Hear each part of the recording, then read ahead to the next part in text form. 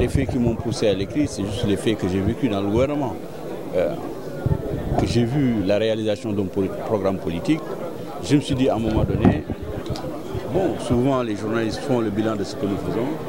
Il est peut-être aussi important que nous qui sommes à l'intérieur, que nous fassions le bilan de ce que nous avons fait.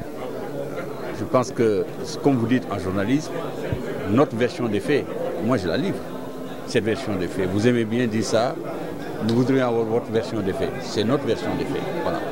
La vision est très claire. L'ambition, elle est exprimée à travers la réalisation de projets concrets et à travers ce que je peux citer comme un exemple pratique, ce qu'on a comme résultat aujourd'hui dans l'agriculture. Il serait tentant pour certains de dire que oui, mais il y a eu beaucoup d'eau cette année. C'est vrai, mais les facteurs de productivité dans l'agriculture, ce n'est pas simplement l'eau. L'eau est un facteur indispensable, mais il faut autres facteurs également. Il faut qu'il y ait des semences certifiées de bonne qualité, il faut qu'il y ait de la mécanisation, il faut qu'il y ait par ailleurs des taux d'achat des récoltes et une organisation de la filière commerciale de façon optimale. Voilà tout l'intérêt qu'on peut porter aujourd'hui à la politique de l'État. Et c'est tout cela, comme l'a dit mon collègue Pape Blaisek, que nous avons essayé de ramasser et de présenter dans un bouquin à peu près de 400 pages. Et je remercie infiniment le Premier ministre qui a accepté de venir présider la cérémonie, même s'il est retenu par ailleurs pour aller travailler, continuer le travail relativement au dossier de l'État. Voilà. C'est une question qui revient souvent. Les gens me dénient, je ne sais pas pourquoi, le droit d'être autre chose que du journaliste. J'ai été journaliste pendant 58 ans, après j'ai décidé de quitter le journalisme. Je suis dans une autre posture, je ne crois pas faire moins que ce que je faisais avant.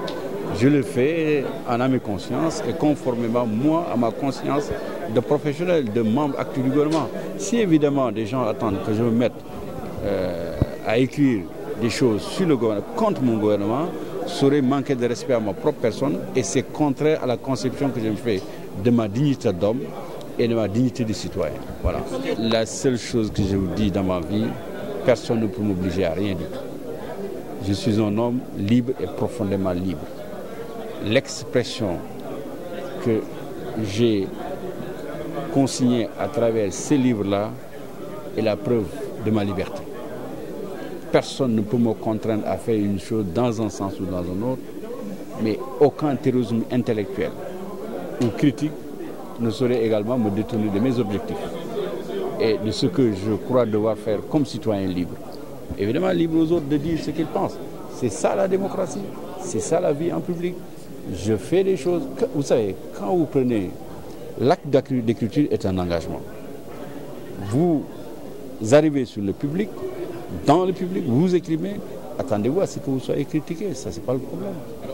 Sur 400 pages, j'ai parlé du président de la République dans les 10 premières pages, et non pas de l'homme tel, sinon de souligner des traits de l'homme qui peuvent être utiles à la jeunesse et même à des hommes politiques qui sont engagés dans le combat politique. Je donne un exemple.